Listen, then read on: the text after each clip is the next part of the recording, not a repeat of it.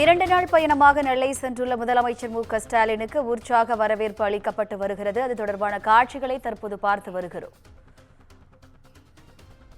2 நாள் பயணமாக நெல்லை சென்றுள்ள முதலமைச்சர் மு.க.ஸ்டாலினுக்கு உற்சாக வரவேற்பு அளிக்கப்பட்டு வருகிறது. கூடுதல் விவரங்களை செய்தியாளர் சிவக்குமார் வழங்க கேட்கலாம். வணக்கம் சிவக்குமார், கூடுதல் விவரங்கள். 2 நாள் அரசுமுறை பயணமாக நேற்று திருநெல்வேலிக்கு வந்திருந்தாங்க தமிழக முதல்வர் மு.க.ஸ்டாலின்.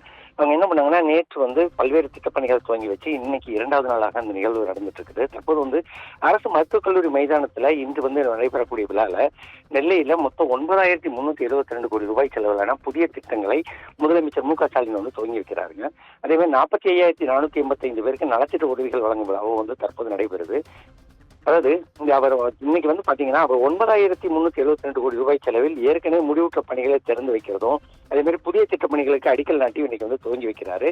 நீர்வளத்துறை தரப்புல 1,961 கோடி ரூபாய் செலவுல அமைக்கப்பட்டுள்ள தாமிரபரணி, கருமேனியாறு மற்றும் நம்பியாறு நதிநீர் இணைப்பு கால்வாய் திட்டம், அதே மாதிரி கங்கை கொண்டான் வேளாண்மை மற்றும் உழவர் நலத்துறை தரப்புல அமைக்கப்பட்ட 77 கோடி ரூபாயில் அமைக்கப்பட்டிருக்கிற மெகா உணவு பூங்கா, அதே மாதிரி 19 கோடியே 25 லட்சம் ரூபாய் செலவுல மானூர் யூனியன்ல 22 ஊரக குடியிருப்புகளுக்கான கூட்டு குடிநீர் திட்டம், அதே மாதிரி பாத்தீங்கன்னா 85.63 கோடி ரூபாய் செலவு பாளையங்கோட்டை ரெட்டியார்பட்டியில தமிழ்நாடு நகர்ப்புற வாழ்விட மேம்பாட்டு வாரியம் தரப்புல 768 அடுக்குமாடி குடியிருப்புகள் என மொத்தம் 24 திட்டப்பணிகளை துவங்கி வைக்கிறாரு.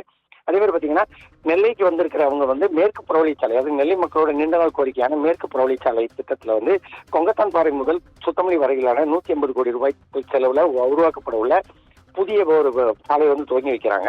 தொடர்ந்து பல்வேறு துறை தரப்புல 45,485 பேருக்கு இலவச வீட்டுமனை பட்டா உள்ளிட்ட 167 கோடி ரூபாய் மதிப்பிலான பல்வேறு நலத்திட்ட உதவிகளை வழங்குறதோடு இல்லாம இந்த நிகழ்வுகள் முடிந்தவுடனே தூத்துக்குடி வழியாக விமானம் சென்று தூத்துக்குடியிலிருந்து விமானம் மூலம் சென்னை வச்சாங்க. கற்பகம்.